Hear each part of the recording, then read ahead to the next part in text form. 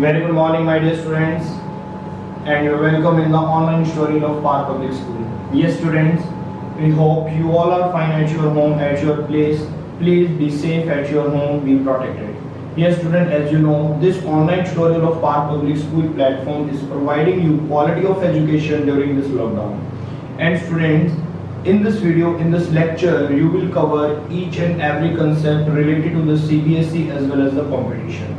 Okay, student, if you have not subscribed this channel, to kindly subscribe this channel first of all, and then let's come and start today's lecture.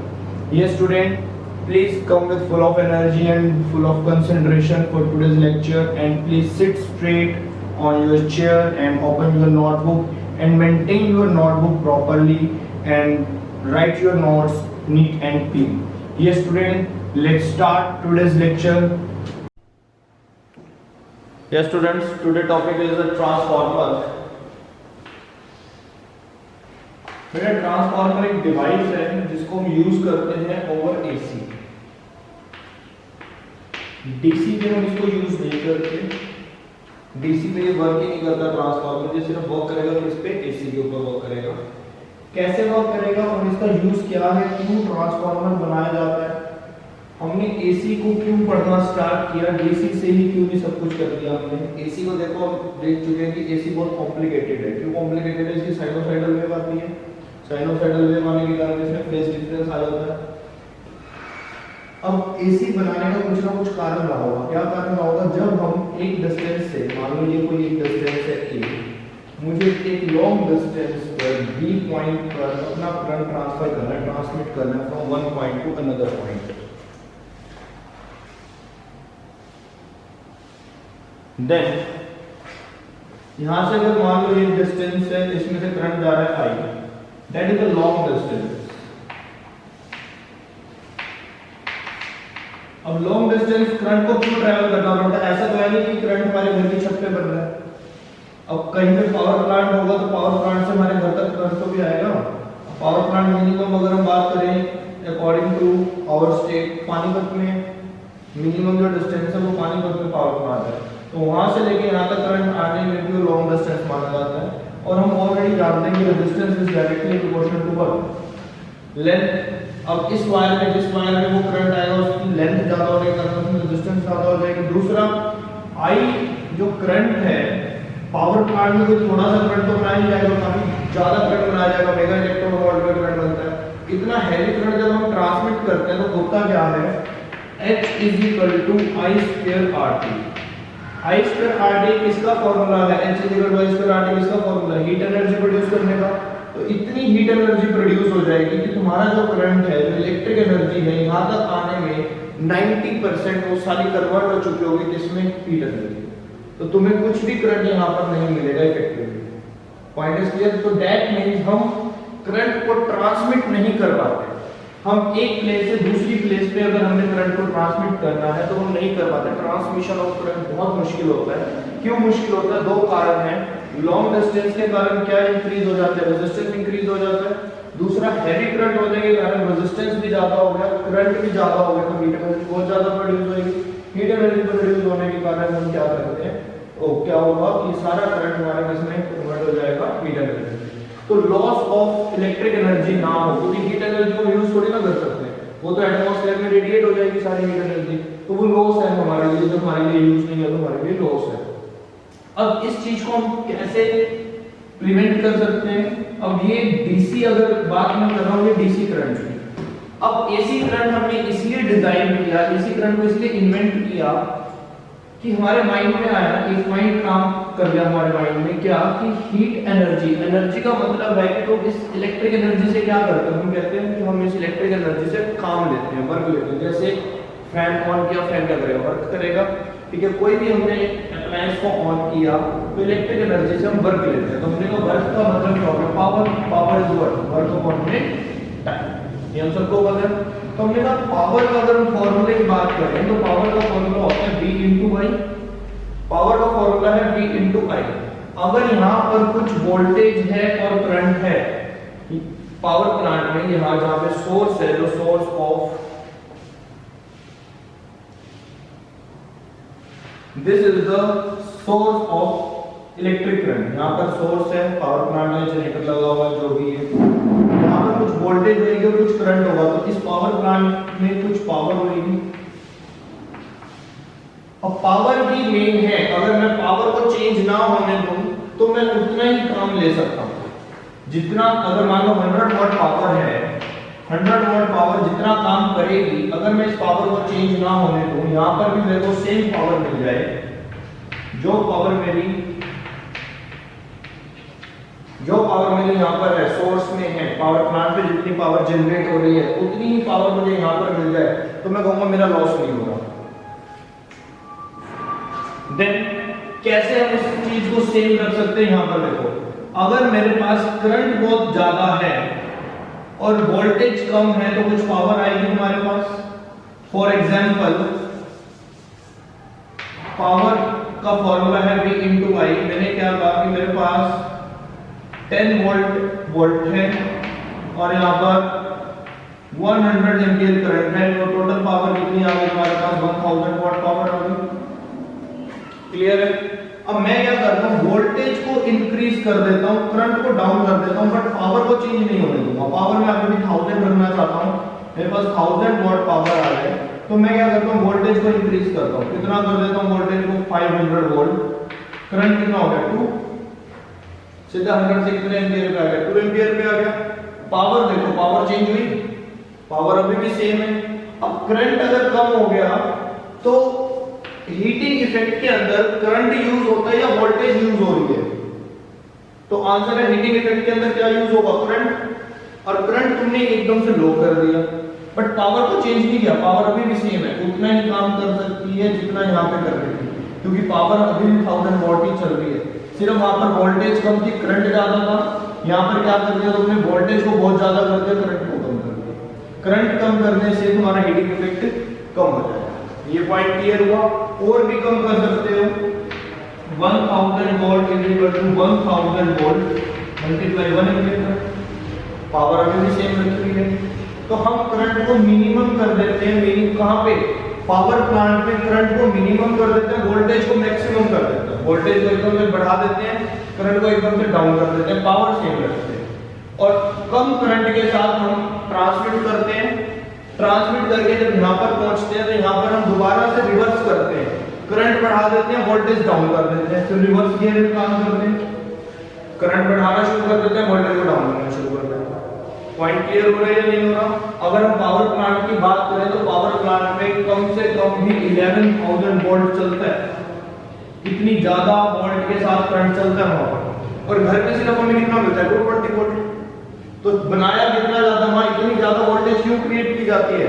हम कहते हैं जो heavy wire होती है, काफी ऊपर से जो वायर जा रही होती हैं, 11000 22000 वोल्टेज तक उनके अंदर करंट चलता है। तो इतनी हैवी वोल्टेज का कारण समझो कि क्या होता है, जितनी वोल्टेज हैवी रखोगे, जितनी वोल्टेज ज्यादा रखोगे, तो करंट क्या रहेगा, कम रहेगा, जिसके कारण से क्या कम बनेगा, हीटिंग इफेक्ट कम होगा। हीटिंग इफेक्ट कम होने के कारण तुम अपने करंट को ट्रांसमिट कर सकते हो। तो अब ये काम करेगा कौन, वोल्टेज को कम करना, करंट को ज्यादा करना, करंट को कम करना, वोल्टेज को बढ़ा देना, ये काम कौन करेगा? तो आंसर है, ये काम करता है ट्रांसफार्मर। यही कारण है कि जहां से करंट चलना शुरू होता है वहां पे भी बहुत बड़े बड़े ट्रांसफार्मर्स लगे होते हैं। वो ट्रांसफार्मर्स क्या करते हैं, वोल्टेज को बढ़ा देते हैं, करंट को डाउन कर देते हैं। उसके बाद फिर वो करंट ट्रांसमिट किया जाता है, वहां पे सब स्टेशन बनाए जाते हैं जहां पे वोल्टेज को डाउन किया जाता है, करंट को बढ़ा दिया जाता है, लेकिन अभी भी बहुत ज्यादा नहीं किया जाता, कम।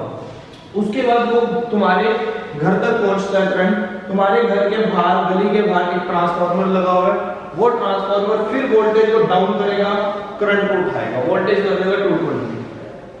पॉइंट क्लियर हुआ? तो ट्रांसफार्मर्स का क्या यूज है, ट्रांसफार्मर किस लिए काम आते हैं? तो नाम ही देखो ना इसका, ट्रांसफॉर्म, मतलब किसी चीज को ट्रांसफर करना, ट्रांसफॉर्म करना। तो दैट मीन अब यहाँ पर जो ट्रांसफार्मर है ट्रांसमिशन में काम आ रहा है। अब हमारे घर के अंदर भी हम छोटे छोटे ट्रांसफार्मर भी यूज करते हैं। कैसे यूज करते हैं? हमारा जो मोबाइल फोन है, मोबाइल फोन किस पे चार्ज होता है, चार्जर से चार्ज होता है। अब हमारे मोबाइल फोन को 220 वोल्ट नहीं चाहिए, तो उसको इतना ना ही करंट चाहिए ना ही उसे ज्यादा वोल्टेज चाहिए, तो उसके अंदर हमने ट्रांसफार्मर लगा रखे हैं। वो क्या करता है, वोल्टेज को डाउन करता है। क्लियर है? तो ट्रांसफार्मर हमारे को तब काम आते हैं जब हमें वोल्टेज डाउन करनी हो, करंट को इंक्रीज करना हो, करंट को डाउन करना हो, वोल्टेज को इंक्रीज करना हो, तो ये पावर को जनरेट करने के काम आते हैं। लेकिन एक चीज का ध्यान रखना, ट्रांसफार्मर को जितनी इनपुट दोगे, जितनी पावर इनपुट दोगे, आउटपुट तुम्हें उतना ही मिलेगा। ठीक है, सिर्फ ये क्या करेगा, वोल्टेज कम या ज्यादा करेगा, करंट कम या ज्यादा करेगा, लेकिन पावर को कैसा रखेगा, कांस्टेंट। तो यहाँ पर कंजर्वेशन ऑफ एनर्जी का कांसेप्ट लगेगा। एनर्जी जो तुम दी जाएगी, मतलब energy given is equal to energy taken, जितनी एनर्जी दोगे उतनी तुम्हें मिल जाएगी। कुछ लॉस होगा वो हम पढ़ेंगे, वो क्वेश्चन भी बनता है, losses of energy in the transformer. तो यहाँ तक कोई डाउट है तो बताओ, फिर स्टार्ट करते हैं ट्रांसफार्मर। ट्रांसफार्मर का ये तो एक सिंपल सा कांसेप्ट है, नोट्स में इसके मैंने ये सारा डिस्क्राइब किया हुआ है कि हमें ट्रांसफार्मर क्यों यूज करना है, कैसे यूज करना है, हीटिंग इफेक्ट को लेकर, ये सारा नोट्स के अंदर उसमें लिखा हुआ है, वहां से तुम लिख सकते हो इसको। मैं डायरेक्ट डायग्राम और डेफिनेशन पे आ रहा हूं।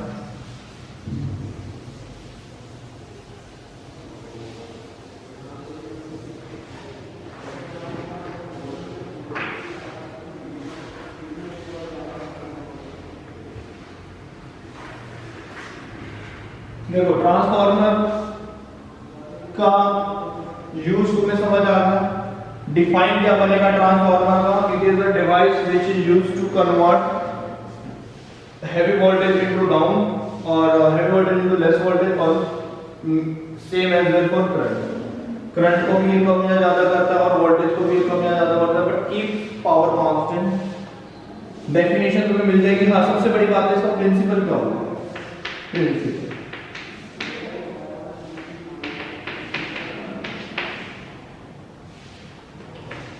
बेस्ड होगा ये बेटा किस पे, म्यूचुअल इंडक्शन।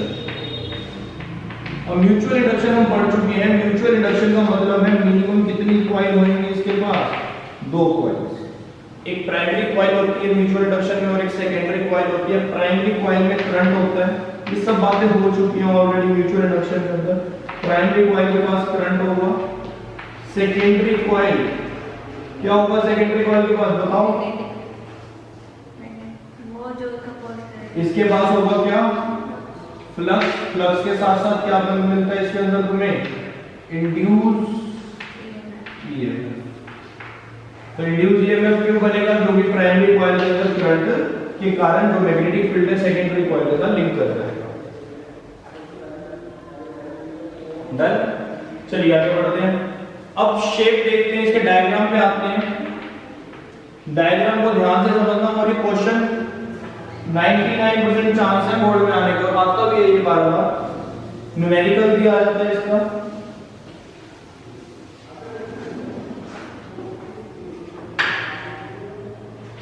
देखिए डायग्राम इसका बेटा, डायग्राम में या ट्रांसफार्मर के अंदर हम यूज करते हैं स्टेपल्स को। कौन कौन सी शेप होती है स्टेपल की, शेप ऑफ स्टेपल, सिर्फ समझ लो, कोई लिखेगा नहीं, नोट्स मिल जाएंगे तुम्हें। शेप ऑफ स्टेपल दो टाइप की शेप होती है, ई एंड आई। दो शेप होती है, ई एंड आई। ये दो शेप से हम ट्रांसफार्मर बनाते हैं, दो शेप के स्टेपल्स के साथ। अब स्टेपल्स का मतलब क्या है, ठीक है, और ये जो स्टेपल होते हैं बेटा ये लैमिनेटेड होते हैं, लैमिनेटेड स्टेपल होते हैं। इस शेप में मैं ई शेप का स्टेपल बना रहा हूं पहले।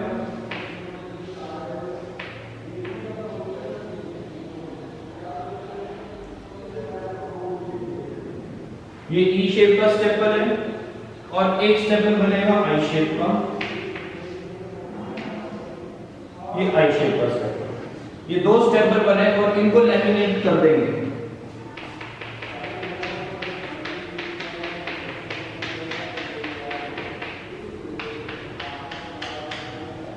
लैमिनेट कर दिया दोनों स्टेपल्स को, E shape and I shape staple. अब इन स्टेपल्स का मतलब क्या है, इसको मैं तुम्हें समझाता हूं, दिखा देता हूं एक मिनट।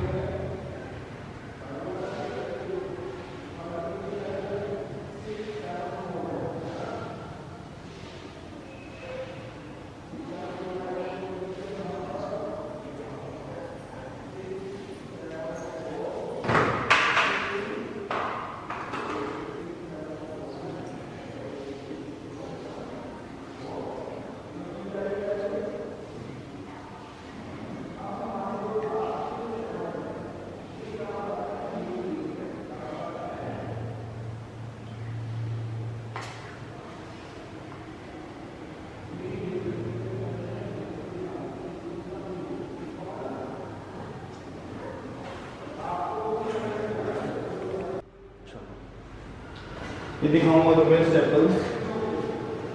ई शेप का और आई शेप का जो स्टेपल होता है ये लैमिनेट किया होता है। क्यों लैमिनेट किया होता है? हमारे पास पूरा एक कोर होता है। कोर का मतलब हो गया पूरा, ये होता है सॉफ्ट आयरन कोर।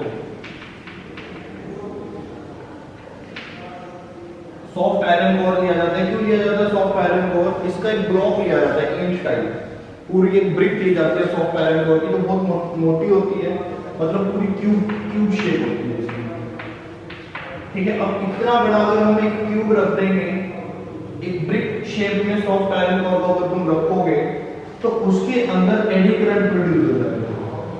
ये मैंने तुम्हें समझाया था एडी करंट क्या होता है।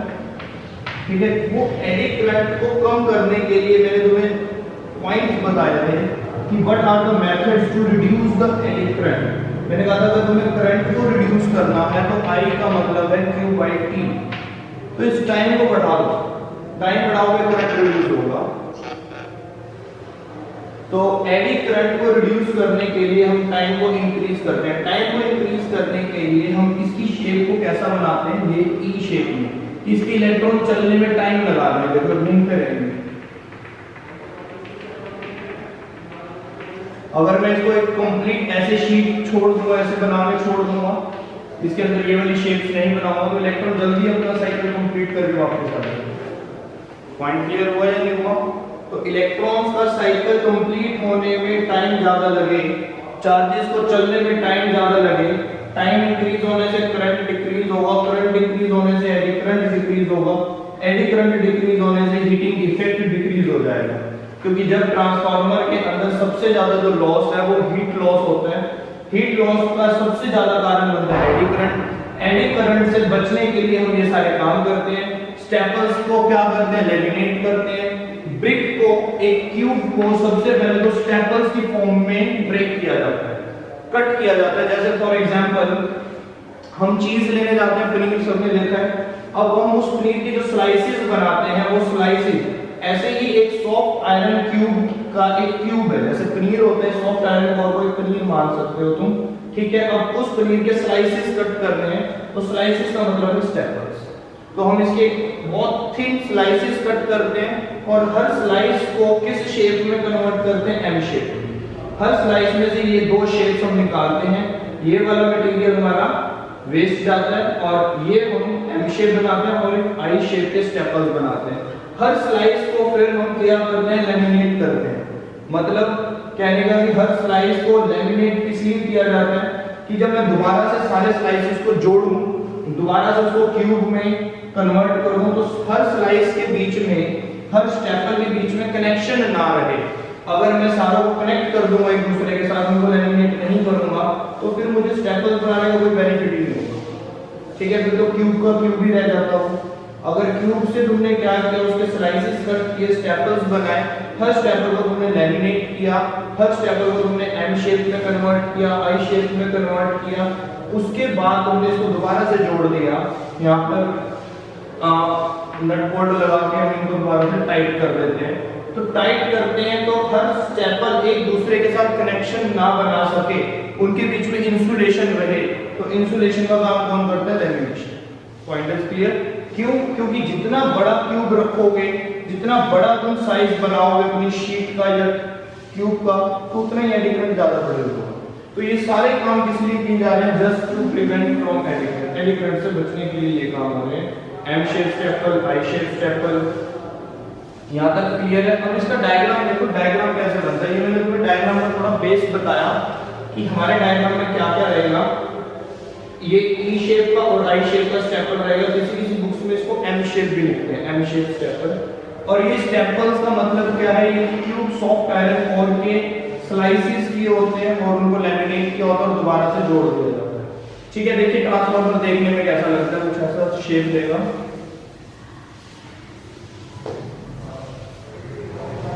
डायग्राम में तुम्हें ये सब कुछ बनाना होगा, जब तुम्हें नोट्स मिलेंगे उसमें देख लेना ये डायग्राम ऐसे कुछ है।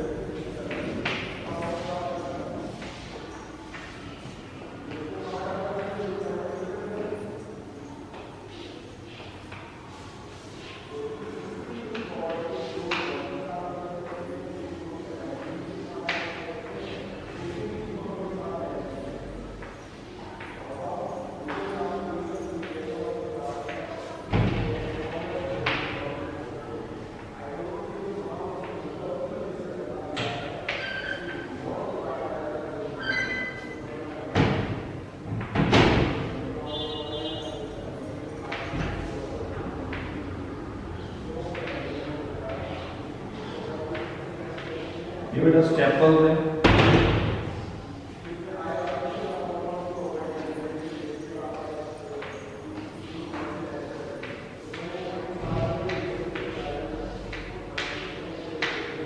ये तुम्हें देखने में लग रहा होगा कि पूरा एक सॉफ्ट आयरन कोर है ब्रिक के पूरी की पूरी, ठीक है। इस ब्रिक को कैसे बनाया गया है, इस सॉफ्ट की क्या है, पूरा पूरा सॉफ्ट आयरन कोर है। अब ये सॉफ्ट आयरन कोर पहले कैसा था और अब कैसे बनाया गया सब समझ आ रहा है, ठीक है। इस पूरे सॉफ्ट आयरन कोर के ब्रिक को पहले कट किया गया होगा, कट करके एक एन शेप का स्टेपल या ई शेप का स्टेपल बनाया गया और एक आई शेप का स्टेपल बनाया गया, उनको लैमिनेट किया गया। अब एम शेप को या ई शेप को यहाँ पे रखो, नीचे उसके आई शेप को फिक्स करो तो यही शेप बन जाएगी, ठीक है। अगर इस आई शेप को मैं यहाँ पर फिक्स कर दूं तो देखने में ऐसे दो बॉक्सेस नजर आएंगे बीच में, तुम्हें क्लियर है, ठीक है। तो ये जो स्टेपल्स है सारे लैमिनेटेड है, इनका आपस में कोई भी कनेक्शन नहीं है और बाद में इनको नट बोल्ट के साथ हम टाइट करते हैं। व्हाट इज माइंड हमारा ट्रांसफार्मर का स्केलेटन तैयार हो जाता है। अब इस पे क्या रहेगा बेटा, हमने पढ़ा कि जो प्रिंसिपल है इसका प्रिंसिपल काम करता है म्यूचुअल इंडक्शन पे, इस पे काम कर रहा है प्रिंसिपल म्यूचुअल इंडक्शन पे। तो इसके पास दो कॉइल होंगे बेटा, एक इसके पास प्राइमरी कॉइल होगी और एक इसके पास होगी सेकेंडरी।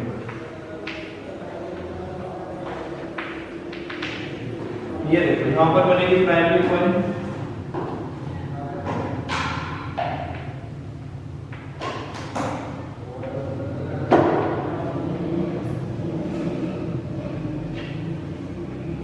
ये बेटा प्राइमरी कॉइल है, ये हमने यहाँ पर दी इनपुट। जो इनपुट होएगी बेटा वो एसी इनपुट होएगी, इसलिए मैंने ये एसी बनाया और दैट इज द इनपुट। और इनपुट हमेशा किसमें दी जाएगी, प्राइमरी कॉइल में दी जाएगी। तो this is the primary coil और इसकी जो नंबर ऑफ टर्न्स है वो मैं मान लेता हूँ कैपिटल एनपी। पी का मतलब क्या होगा, प्राइमरी कॉइल, तो ये नंबर ऑफ टर्न्स हो गई है प्राइमरी कॉइल। ऐसे ही सेकेंडरी कॉइल बनाई जाएगी,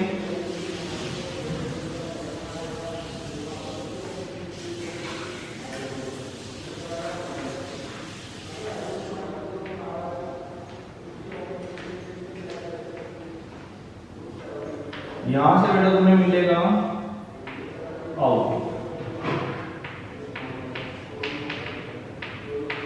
this is the procedure for output.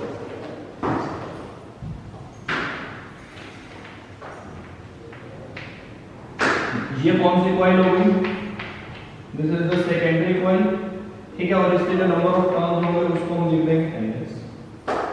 Clear है, यहाँ दो कॉइल्स लग गई हैं, एक प्राइमरी कॉइल है और एक सेकेंडरी कॉइल है। देखो इसका मैन्युफैक्चरिंग के टाइम पे ई शेप और आई शेप स्टेपल का एक और यूज भी है। क्या यूज है कि ई और आई शेप स्टेपल क्यों बनाया गया, पहले एम शेप स्टेपल्स लगते हैं, एम शेप स्टेपल्स के बाद जो हमने यहाँ पे कॉइलिंग करनी है, ये जो कॉइलिंग होती है बेटा प्योर कॉपर कॉइल होती है, ये भी इंसुलेटेड होती है। इसकी जो कॉइलिंग होगी बेटा, अब ऐसा तो है कि हम कॉइल को ऐसे लेकर जाएंगे फिर आगे लाएंगे फिर कुछ ऐसे ऐसे बहुत टाइम लगा देंगे, बहुत टीडियस वर्क हो जाएगा। तो हम क्या करते हैं, पहले एक मशीन के ऊपर इसका रोल बना देते हैं। प्राइमरी कॉइल में जितने टर्न्स देंगे मशीन में सेट करते हैं उतने टर्न्स का रोल बना देता है। उस रोल को इस आर्म के अंदर फिट करके और सेकेंडरी कॉइल को मशीन के ऊपर रोल करके फिट करके नीचे आई शेप स्टेपल करते हैं। व्हाट दिस पॉइंट, तो ऐसा नहीं है कि यहाँ से निकालेंगे फिर घुमाएंगे फिर निकालेंगे फिर घुमाएंगे, क्योंकि इसके अंदर नंबर ऑफ टर्न्स होते हैं। ये तो हमने बहुत थोड़े से टर्न्स बनाए हैं, एक्चुअल में देखेंगे तो कोई 1000 टर्न्स होते हैं। व्हाट दिस पॉइंट, अब मेन काम तुम्हारा इसी कॉइल्स के ऊपर डिपेंड करता है, प्राइमरी और सेकेंडरी कॉइल कैसे डिपेंड करता है। इन दो कॉइल्स के ऊपर तुम्हारी टाइप्स ऑफ ट्रांसफार्मर डिपेंड है। दो टाइप के ट्रांसफार्मर होते हैं। ये बेटा डायग्राम में कंप्लीट बनाकर आना है। ये सॉफ्ट आयरन कोर हो गया सारा का सारा, इनपुट हो गई प्राइमरी कॉइल हो गई, सेकेंडरी कॉइल हो गई, उसकी नंबर ऑफ टर्न्स हो गई, ये आउटपुट।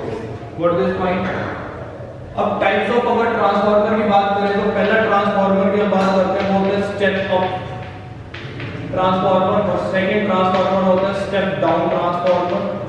अब स्टेप अप और स्टेप डाउन ट्रांसफार्मर का क्या मतलब है, ध्यान से देखो, ये दो कॉइल हैं, इनके नंबर ऑफ टर्न्स में चेंज आ जाता है।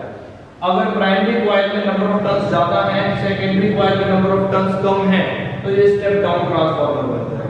मतलब इनपुट तुमने ज्यादा दी बट इसने आउटपुट कम कर दी, तो ये वोल्टेज डाउन करने के काम आएगा। ठीक है, ज्यादा वोल्टेज दोगे इसमें आउटपुट में वोल्टेज क्या हो जाएगी, रिड्यूस हो जाएगी।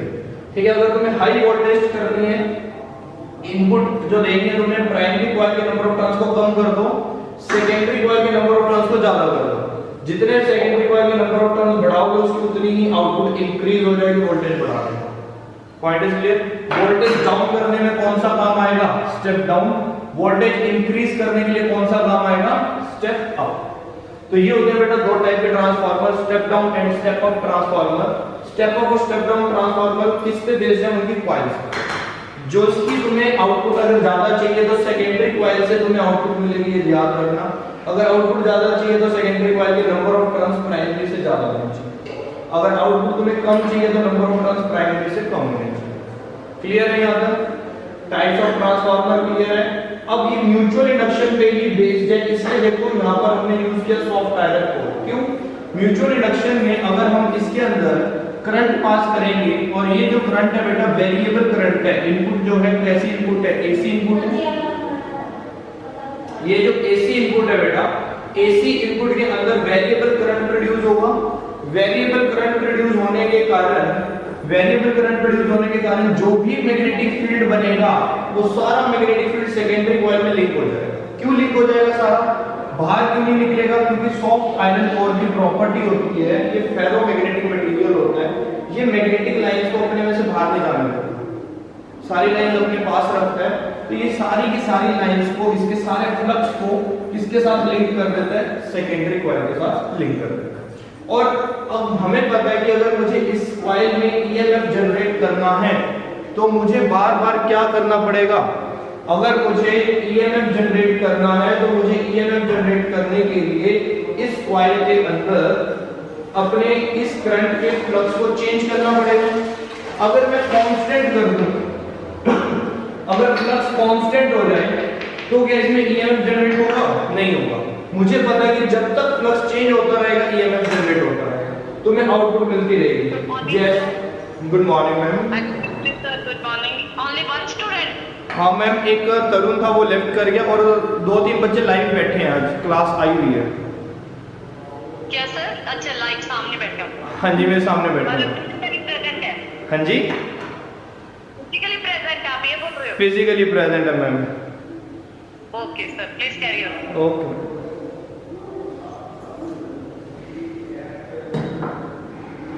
कांस्टेंट फ्लक्स के केस में ये वाली जो कॉइल है, ये कॉइल फ्लक्स को ईएमएफ जनरेट नहीं करती है, हमें पता है, तो आउटपुट जीरो हो जाता है। तो अगर मैंने यहां से डीसी करंट पास कर दिया तो डीसी करंट जब तक वो मैक्सिमम नहीं होगा, धीरे धीरे इंक्रीज होगा, तब तक तो ये तुम्हें आउटपुट दे देगी। ठीक है, जब वो मैक्सिमम आ गया उसकी तो वैल्यू स्टेडी हो जाएगी, फिक्स वैल्यू हो जाएगी, उसका फ्लक्स यहाँ पे कांस्टेंट हो जाएगा।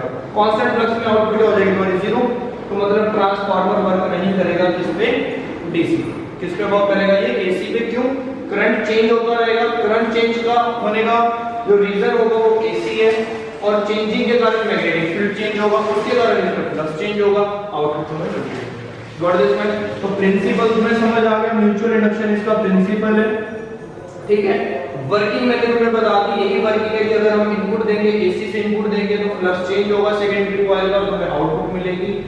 सॉफ्ट आयरन कोर इसलिए लगा हुआ है कि जो फ्लक्स लॉस ना हो, इसमें से जो फ्लक्स बनेगा, जो मैग्नेटिक फील्ड बनेगी वो बाहर की तरफ ना आए, सिर्फ इसी के अंदर रहे, इसलिए हमने यहाँ पे सॉफ्ट आयरन कोर का यूज किया हुआ है। स्टेपल्स इसलिए यूज किए, लैमिनेट इसलिए किए एडी करंट से बचने के लिए, वो मैंने तुम्हें बताया, वो भी लिखेंगे भी सही।